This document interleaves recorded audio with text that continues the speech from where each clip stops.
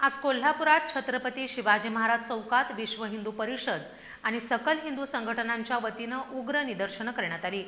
पश्चिम बंगालमध्ये सुरू असलेल्या हिंसाचाराचा आणि हिंदूंवर होणाऱ्या अत्याचारांचा तीव्र निषेध करत केंद्र सरकारनं तातडीनं राष्ट्रपती राजवट लागू करावी अशी मागणी यावेळी करण्यात आली आहे।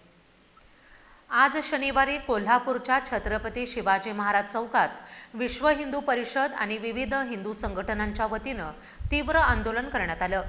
पश्चिम बंगालमध्ये वक्फ कायद्याच्या नावाखाली सुरू असलेल्या हिंसाचाराचा आणि हिंदूंवर होणाऱ्या अत्याचारांचा निषेध करत हे आंदोलन झालं।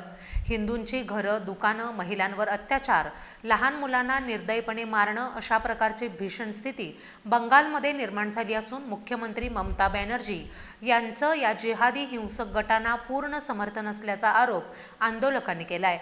यावेळी बंगालमध्ये राष्ट्रपती राजवट लागू करण्यात यावी, NIA मार्फत दोषींवर कठोर कारवाई व्हावी, CRPFकडे सुरक्षेची जबाबदारी दिली जावी, बांगलादेशी आणि रोहिंग्या घुसखोरांना देशाबाहेर हाकलावं किंवा तुरुंगात डांबावं, बॉर्डरवरील सुरक्षा तारांचा विरोध का केला याची चौकशी करावी अशी मागणी यावेळी करण्यात आली आहे।